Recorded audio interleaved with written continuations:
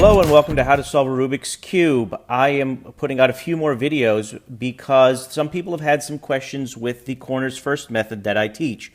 And I am going to give a variation on the corners first method today. I am going to have two videos. This one, which is going to explain a new variation on how to do it in a basic beginner way, and then I'm going to have a more advanced one that has a bunch of algorithms that you have to memorize to even do it faster. Okay, so this is going to cover a brand new way to do those first three steps on my video, how to solve a Rubik's Cube in 30 seconds. It's going to do it much simpler. Now, in my original video, I teach you in step one how to make an X on the top and to make sure that there is on the sides here, the colors match the center. But in this particular case, all we need to do is make an X on the top. It's much simpler, and not worry about the centers. So we're going to use white as the example. All we need to do is put white pieces up there, perfect, and make the X really simple. If you don't know how to make an X on the top, go to my original step one or my beginner video. The links are in the video. So after we've made the X on the X on the top, that's the end of step one. Notice we don't need to have these match like in my old video. Now what we're going to do is we're going to turn around and we're going to put an X on the bottom. So the opposite of this white side, white is the center, yellow is the center, therefore we're going to put the X on the other side, which is the yellow.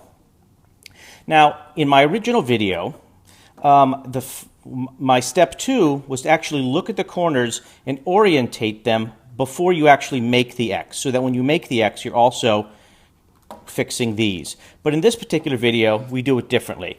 Now that we had the X on the white side, all we're going to do now is put the X on the other side, the yellow side, and again, it does not matter if these line up or not. So in this simpler method, I'm going to show you a move that you do, but you have to repeat it a few times to make the X. If you go to the more advanced video, I show you all the combinations on how to get the X in just a few moves. So because this is the beginner video, I'm going to show you a move that has to be repeated a few times. So you take your X, and instead of putting it on the bottom, I want you to put it away from you, facing that way. And you're going to do, and then you're going to have the side that you want to put the X on in front of you, and you're going to do this move. And you have to do it a few times, but we'll just do it right now. We're going to turn the 1, 2, turn the top slice back, turn the face slice again clockwise, turn the top slice, turn the face slice again, and turn it back. Now, what you've done is you still have the X on that side, but instead of how there was 2 here, now there's only 1. And what you're unfortunately going to have to do is you're going to have to repeat this a few times. You'll know you're getting close because if you get the just 1, you'll want to put it in the upper left, and then you'll repeat it. You might have to repeat it 2 times, but and like I said, it's not the fast way, but it is at least a way to teach you. There you go, I have the X here, but now as you see on the other side I have the X. Again, X, yeah, X here, but these are not solved. In my other video, by the time you had to have these all lined up so that when you solve this, you were creating the X in every side. In this video, it's simpler because you don't have to do that. So the step 3 now is to actually move these around to thus make these line up and thus put the X on every side. So the way you do this is you actually look at each side and you count how many are correct, how many side-by-sides are correct already, and how many are not. So in this particular case, these two do not match, so that doesn't count. These don't match, that doesn't count. Doesn't count, doesn't count, doesn't count. There's 1 matching. Doesn't count, don't count. So you can have a total of 8 correct, which is actually solving it, or in this case, we only have 1 correct. You could have 2 correct, 3 correct, 4 correct. And so again, this is the simpler version, so I'm going to show you how to put the X in every side in this. If you watch the more advanced version, I'm going to give you every variation so that in one move you will put the X in every side. So because we only have 1 of these 2 edges correct, and all of these other 7 are incorrect, see there's 1, 2, there's 4 sides, 2, 1 on the top and the bottom, that's 8. So 1 is correct, 1 is correct, 7 is wrong. What we're going to do is this. If you have 1 correct, we're going to make the following move.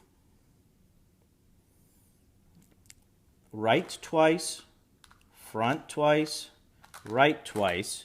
And then what that's going to do is it's going to make, let me straighten it up, it's going to give you 5 correct. 1 here is correct, 2 here is correct, 3 here is correct, 4 here is correct, 5 here is correct. And then we're going to do another move to then finish. If you have 5 correct, you're going to hold the cube so that the 4 correct edges are on the downside, and the 1 correct edge, this one, is facing you. Okay? And then you're going to repeat the following move 5 times.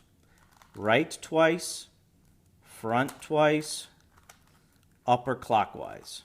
Do it again, twice, twice, again 3 times, upper once, 4 times, right twice, front twice, upper clockwise, right twice, front twice, upper clockwise. Now, again, the advanced version one will have moves so that you don't have to make these many moves. And what it's done is it's put the X on every side. And now you would continue on my How to Solve a Rubik's Cube in 30 Seconds Part 4, which starts to deal with the edges. Okay? So it's much simpler than my old method because all you're doing is you're making X's without worrying about the edges. You're making an X on the bottom without worrying about these other pieces, and then in one last move you're doing it. Now, that was really simple, but it was a lot of moves. Definitely look at the more advanced version in the next video and learn every variation so that you can do this very quickly. Also, check out all my other videos. Let me know if you have any questions. I hope this helps. The corner's first method is becoming like a lost method, and I'm really glad that I can at least teach it for people who want to keep it before it goes away forever. Thanks for watching. Bye.